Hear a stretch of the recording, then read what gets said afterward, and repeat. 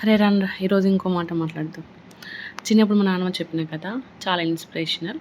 ఒకసారి వినండి, ఎమ్మటే స్కిప్ చేయొద్దు. విన్నాక నచ్చకపోతే స్కిప్ చేసేయాలి.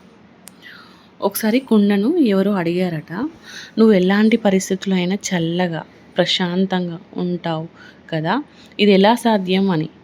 అప్పుడు కుండ, నేనెప్పుడు ఒక్కటే గుర్తుపెట్టుకుంటాను, నేను వచ్చింది మట్టిలో నుండి, వెళ్ళేది మట్టిలోకి, మధ్యలో ఆవేశం గర్వం లాంటివి అవసరమా అని చిరునవ్వుతో జవాబిచ్చింది అట.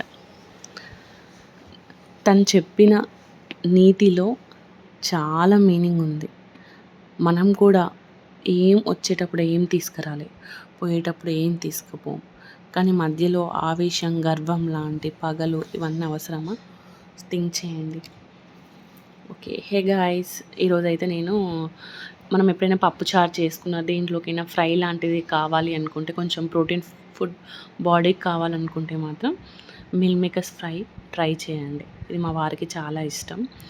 మిల్ మేకర్స్ మనం తీసుకొని, మనం ఎంత మెంబర్స్ ఉన్నారో దాని వరకు తీసుకొని వాటిని వేడి నీళ్ళలో నానబెట్టేసి తర్వాత కట్ చేయాలి. కట్ చేశాక ఉప్పు పసుపు యాడ్ చేసుకొని నేను చూపించిన విధంగా అనేసి డైరెక్ట్ పోపు పెట్టేయడం.